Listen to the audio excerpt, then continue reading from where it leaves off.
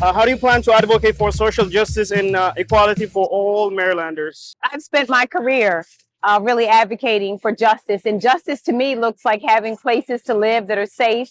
It means that all of us have a basic civil right to live in places that are safe and where your humanity is respected. Also ensuring that all of our families have opportunity, that's economic opportunity, having jobs and income, protecting businesses, providing ways for our businesses to thrive. These are things, healthcare access, are things that I've already worked on. I started as a domestic violence prosecutor, but also as county executive, worked to not only build new schools, 18 of them we put in the ground, broken ground on this year, in the last 6 years, but also created more jobs as county executive and created more businesses during my administration than any county in the state of Maryland. So I'll continue working as a senator to make sure that we are supporting business, supporting economic opportunity, investing in the education of all of our children, and protecting our freedoms, democracy, voting rights, and all of the other rights that we enjoy here in this country. Many times at the USCIS and the ongoing issue is illegal immigration. What action would you prioritize in the Senate to streamline this process and also to manage the illegal immigration? Right. I mean, I think first of all to say that immigration, legal immigration, really has aided our country in so many ways. It is immigrants who have contributed significantly to our economy, to the culture of our communities, and we recognize that we also have a crisis at the border. We had a solution, a bipartisan bill that would have allowed immigration bill that would have allowed us to provide additional funding for border security, which would have also provided funding to make sure we could have asylum claims processed more quickly. And so those are things I'd be supporting, that bipartisan immigration bill. But we also have to find more pathways for people who are in our country to be able to become citizens. So really supporting that as well is going to be really important. Is providing more ways for legal immigration to happen and for people to be able to get citizenship. Reports highlight severe human rights abuses under the current Prime Minister Abiy Ahmed of Ethiopia, especially in Amhara and Oromia regions. So if elected, how would you support the stronger U.S. action for peace and accountability in Ethiopia? Well, democracy is a core value of America. Supporting democracy around the world, including in places like Ethiopia, working with the United Nations and others to make sure that we are supporting democracy and freedom and human rights around the world. And I certainly will be standing with those who are supporting Ethiopia in that.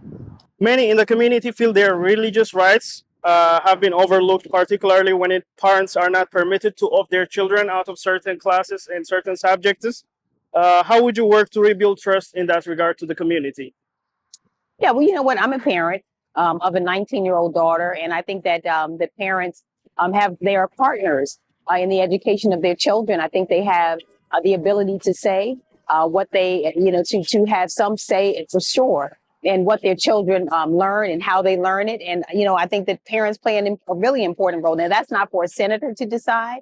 That's really the role of local education, boards of education, local educators. But as a senator, it would be my responsibility to continue to try to work to bring back important resources, to bring back the funding, to fund public education. And I'll be doing that work, as well as working with our local officials to do everything we can to bolster education. What's the one success that you are going to take from your current position to the Senate when you're elected? Economic opportunity is really the number one issue for most families. Attracting the National FBI headquarters back to Maryland, which will bring not only 7,500 jobs, but cybersecurity and technology jobs. Made investments around New Carrollton Metro, about $100 million just in the last couple of years. So I'll be working as a senator with our delegation to bring back funding, to grow business, to grow economic opportunity, to bring jobs, to bring down the cost of living. Making sure I'd love to work also with Vice President Harris, soon to be President Kamala Harris, also to create more housing so that we can also bring down the cost of housing. And I'll be working also to make sure we're capping the out-of-pocket cost of prescription drug medications and making healthcare more affordable. While you were county executive, what projects did you push forward in regards to supporting local news? Not really the role of a county executive, but I've been very open with the press and have supported open communication. The flow of communication to the community has been important. I'll continue to be accessible, continue to make sure that we are communicating with our constituents throughout the state of Maryland. We do that by partnering with local press. Actually, my question is to strengthen the local news ecosystem. Would you advocate for the local news organizations? Yes. Oh, yeah. And would certainly be, again, partnering with and working with local news organizations, supporting them, because I think it's important to communicate and to have the public constantly hear from various sources. So the flow of information is going to be really important. My last question is, do you happen to have any favorite music or dish from Ethiopia or Eritrea? Oh, from Ethiopia or Eritrea? Well, I'll tell you what I love. You know what I love? Coffee. And I have learned that the coffee from Ethiopia is absolutely delicious. I also love the Ethiopian people and people from Eritrea because I love the spiritual aspect. My friends from Ethiopia are beautifully spiritual people. I'm a spiritual person. I'm a believer, and I really love that about Ethiopian the people of Ethiopia. I've had an opportunity to go to the church and where they worship.